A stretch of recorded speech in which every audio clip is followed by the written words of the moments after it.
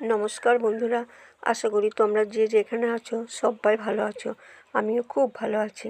আর এই বন্ধুরা দেখতে পাচ্ছ আমি ঝাঁপটা তুলে দিলাম, কিন্তু কুয়াশা, ঝাঁপটা এখন তোলা আমার ঠিক না, কিন্তু কি করব বলো, এইদিকেই আমাদেরকে নামা ওঠা করতে হয়, তাই ঝাঁপটা আমি এখন তুলে দিলাম।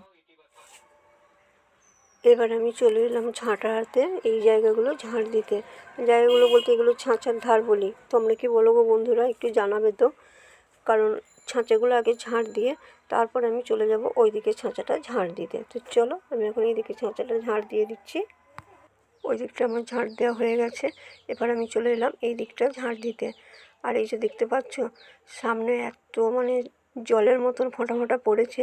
এই জল কোথা থেকে এসেছে? কালকে তো আর জল হয়নি।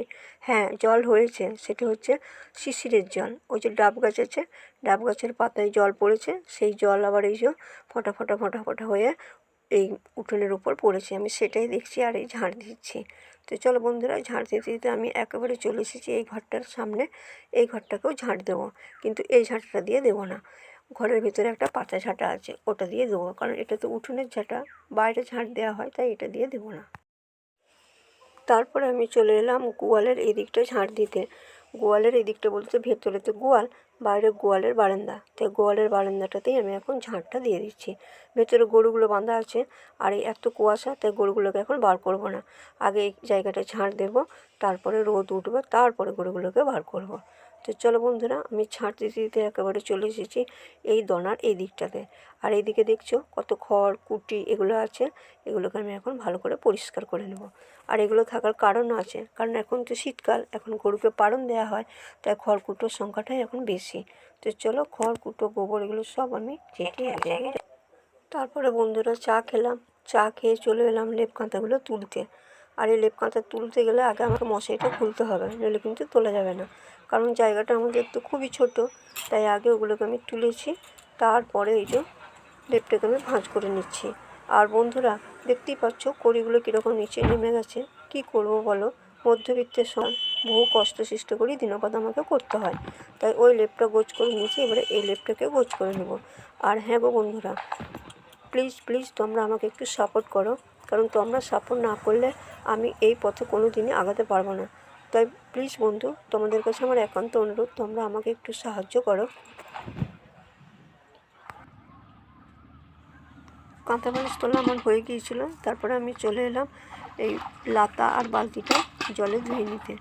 আর জলটা কি ঠান্ডা বাবা, এতটাই ঠান্ডা। আর কুয়াশা দেখছো, পুকুরের ওই দিকটাতে কিচ্ছু দেখা যাচ্ছে না। তো চলো আমি লাতা বালতিটা নিয়ে এখন চলে যাচ্ছি বাড়ি।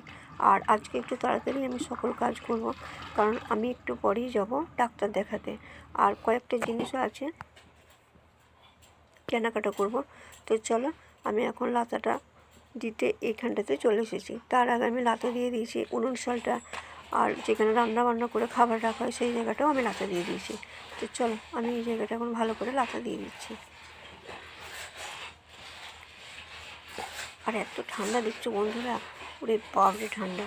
আর একটু সকাল করে লাতা না দিলে কী হয় বলো তো, এই জায়গাটা ভিজে থাকে, তখন আবার চলাফেরা করতে পারি না। আর এই লাতা দিয়ে পুকুর ঘাটে যাব, থালা ধোবো, কাপড় ধোবো, ততক্ষণে এই জায়গাটা একটু বেশ শুকিয়ে যাবে, তাই এই জায়গাটা লাতা দিয়েই ওই কাজগুলো আমি করে নেব। তো চলো লাতাটা আমি এখন দিয়ে দিচ্ছি।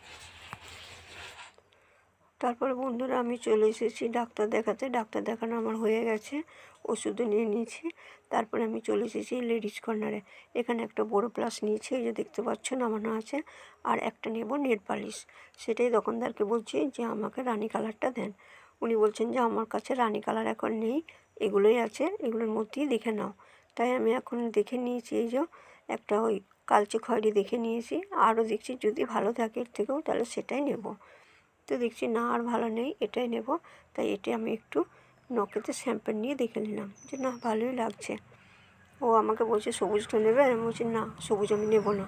তাই সবুজও নেই, নয় কিছুই নয়, শুধু লানি কালারটা আর ওই বড় প্লাসটা নিয়ে ওনাকে আমি এখন পয়সা মিটিয়ে দেবো।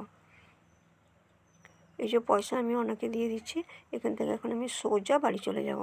তো বন্ধুরা আজকে আর বেশি দীর্ঘায়িত বড় করছি না, আজকের ব্লগটা এখানেই শেষ করছি। কেমন লাগছে আমাকে কমেন্ট করে জানিও। ভালো থেকো, টাটা।